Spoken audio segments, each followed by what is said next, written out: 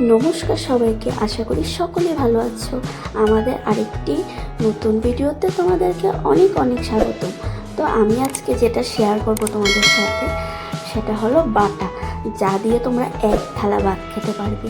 আশা করি বাটা তো সবাই পছন্দ করো, ছোট বড় সবাই। তো আজকে আমি শেয়ার করব।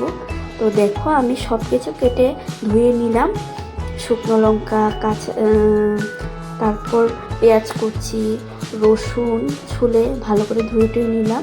এখন আমি কড়াই চাপিয়ে দিলাম। তো কড়াইটা গরম হয়ে গেছে। এখন আমি এটার মধ্যে অল্প পরিমাণ আমি তেল দিয়ে দেব এটার মধ্যে। তারপর তেলটা গরম হলে আমি এটার মধ্যে 5-6টা শুকনো লঙ্কা ছেড়ে দেব।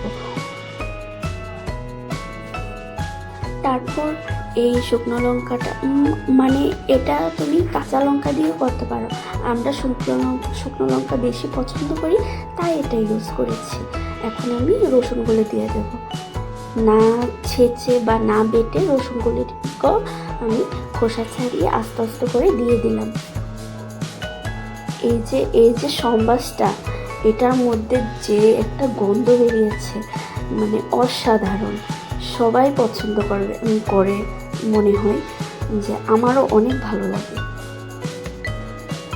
এই যে আমি পেঁয়াজ কুচিও দিয়ে দিলাম এটার মধ্যে। এখন আমি ভালো করে ভেজে নেব এটাকে। তারপর আমি ঝিঙ্গেগুলি আমি কেটে ধুয়ে ভালো করে রেখেছিলাম, এটাও দিয়ে দেব।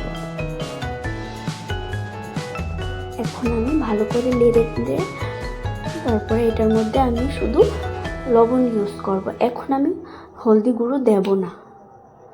এখন আমি এটাকে ঢেকে দেব। ঢেকে সেদ্ধ হওয়ার পর আমি নামিয়ে নেব। ভালো করে সেদ্ধ করতে হবে। আর যারা যারা শুকনো লঙ্কা পছন্দ করো না, তারা কাঁচা লঙ্কাও ইউজ করতে পারো। এই দেখো আমি নামিয়ে নেব।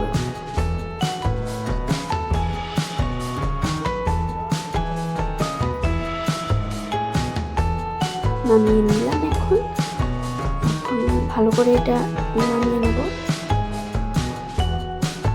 লাড্ডু বাবা বলছে এটা রয়ে গেছে রসুন টুকরো, এটাও নিয়ে নাও। তারপরে এটার মধ্যে আমি হালকা করে আবার তেল দেব।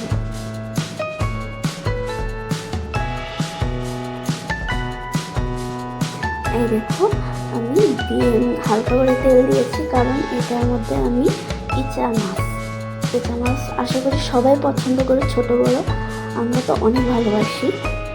এখন আমি ইচা মাছগুলি, এটি ছোট্ট ইচা মাছ, খোসা না ছাড়িয়ে আমি এটাকে ভেজে নেব। আশা করি তোমরা খোসার বড়া খাও। ছোট ছোট ইচা মাছ তো আমি এটাকে তো বেটে নেব। তো আমি এটার মধ্যে এটা আমি ছাড়াইনি খোসাটা, কারণ এটা ভালো করে ভেজে আমি এটাকে বেটে নেব। তো আমি এটাকে ছাড়াইনি। এই দেখো আমার লাল লাল করে ভাজা হয়ে গেছে। আশা করি তোমাদের খারাপ লাগবে না, কারণ খোসার বড়া আমাদের মা মাসিরা আমাদেরকে খাইয়েছে। তো এটা যেহেতু অনেক ছোট ছোট মাছ, তো আমি আর আলাদা করে খোসাটাকে ছাড়াইনি। এই দেখো, আমি এখন ওই সবগুলিকে আমি এখন বেটে নেব ভালো করে। এই দেখো আমার বাটা হয়ে যাচ্ছে। একদম মিহি করে বেটে নেব।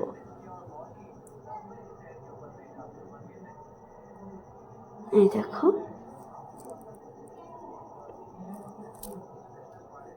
আমার কিন্তু ভালো করে বাটা প্রায় কমপ্লিট হয়ে যাচ্ছে। তারপর আমি কড়াইটা বসিয়ে আরেকটু অল্প পরিমাণ তেল দেব। দিয়ে কালো জিরে ফোড়ন দেব।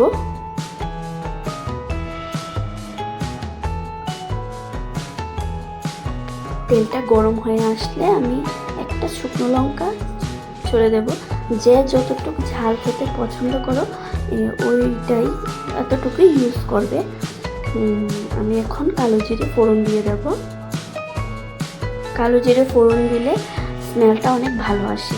নাও দিতে পারো, রসুন দিয়েও দিতে পারো, কারণ আমি তো ওই সম্বাসটার মধ্যে আমি রসুন দিয়েছি। এখন আমি ওই এখানে কালো জিরে ফোড়ন দিয়ে আমি বাটাটাকে দিয়ে দেব। তোমরা প্লিজ অন্তত একবার আমার কথা শুনে এই বাটাটা ট্রাই করে দেখো। অসাধারণ একটা বাটা, খুব ভালো হয়েছে। এখন আমি এটার মধ্যে নুন দিয়ে দেব। আগেও নুন দিয়েছি, এখন হালকা করে দেব। এই দেখো, ভালো করে আমি ভেজে নেব এটাকে।